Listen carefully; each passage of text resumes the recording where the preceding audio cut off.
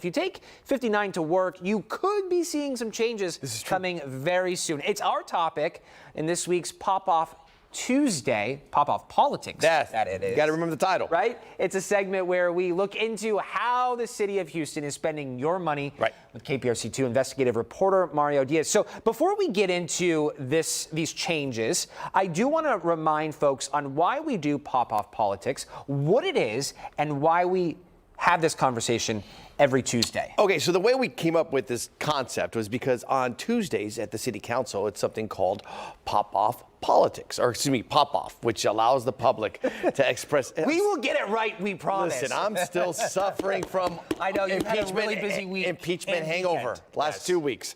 But anyway, so we're back home. But no, Pop-Off Tuesdays is when the public is allowed to actually express their opinion at city council. Why do we do this? Because of the fact that your dollars help fund the city of Houston. And you might live outside of the city, but yet a lot of the stuff that the city of Houston does impacts your community as well. This is why we do this every single week, Zach. Okay. Thank you very much for that explainer. It is good to hear. It's good to have you back, too. So let's get into these changes along 59, what this means for drivers, what this means for residents. Okay, we're talking about the bridges over 59 as you head in and out of downtown Houston. You can't miss it. It's right by the spur, okay? These are the bridges that for quite some time, the Montrose Bridges. That the area that floods, too. Yeah, but look how gorgeous that is. Oh, I mean, that is part of the signature shot of the city. When they're lit up during the holidays, they're great. My son loves it as we come in and out of downtown. They change the colors. Yeah, but they really haven't been shining too brightly since 2022. And the mayor wanted these bridges to light up yellow and blue during the start of the Ukrainian war to support Ukraine against the Russian invasion. But you see those bridges, when they're lit up, they are actually part of the, you know how this is one of the signature sites of our, this is sites of the downtown skyline, right? You know, then you have the Williams Tower, but also at night, when they showcase NFL games, they go, oh, welcome back to Houston, and they show these sites. Great sites. I actually am going to pause you right there. I think we're having some mic issues. I also think I'm having an issue with my back. No worries. Hey, Glenn, look at the camera right there. This is Glenn. He says... Oh, Glenn is no stranger to this show. Glenn helps us. I mean, it's so... Glenn is the doctor of this show. Come back in here. That was a very quick... There you go, Glenn. He keeps this show alive. Well, and you have to understand that sometimes you have to do we're like Daytona. Oh, so it was not my IFB pack. It wasn't my pack. It was your mic this entire time. I'm like, my pack is... It's like a pit change. Yeah, it is, right? And you have to understand that we have some incredible helpers behind the scenes. Glenn, thank you. So I hope we don't have to start this entire segment once again. No. I think just pick it up from the bridges and how they're iconic and what it means to the city. Yes. Okay. So and they're signature landmarks. In many ways, they really are. They're lit up. They're beautiful. You've seen them before. There's been problems for quite some time with keeping them lit the entire time. So now, the city council is looking at an agenda item. Okay, and there's been a report that's been charged to the Houston First Corporation to figure out how we can actually, fix the Montrose Bridge lights. And before they took over, there's a long story here. There was a lot of finger pointing, okay, as to who would maintain and repair the bridges. Well, fast forward now to today, and with the city council vote, Houston First will take over maintaining the bridges and repairing them over the next 10 years. Yeah, and this is really great news because, as we know, Houston has some major events coming up. Right. And so these bridges, I guess with this agenda item, this could have these bridges back into shape. You mentioned the events you can, and you have them in time for these events. You have the college football. Yeah. National championship. You have FIFA. You have the RNC. So you got a lot of things. So let's break this down.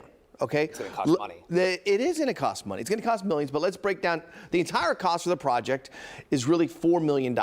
And here the city of Houston is going to pay for 2/3 of that and a little bit more than the $2.6 million. That's going to come straight out of the general fund. Okay. Everything after that will be the responsibility of Houston First to maintain, and our sources say that will not be a problem. An official comment will be after the vote, and Zach, there are a lot of people here who are going to be happy to finally get this out.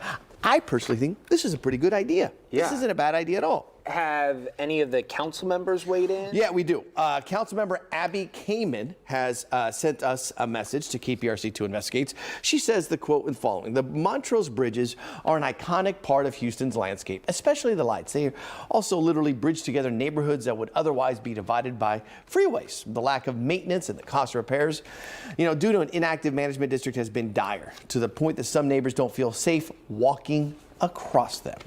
We've been working with Houston First to find a way forward, and I could not be more excited to share the good news with residents and express my thanks to Houston First for actually stepping up. You've mentioned Houston First a few times. What is Houston First? That's a great question. Houston First is essentially the Chamber of Commerce tourism arm for the city of Houston. They help put together all of these presentations to help run the city in terms of the tourism aspect, to help lure events. You saw them for the RNC. They've been involved with the World Cup. There's also a special committee.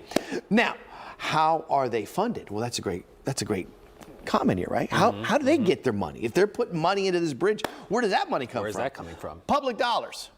But your money. No. Don't point the finger right away, Zach. These are called hot tax dollars. Okay. So Houston First is part of the tourism district of downtown, and they get some of the hotel tax revenue. Oh. They pull that money. That's why. So it's your relatives from out of town. There you go.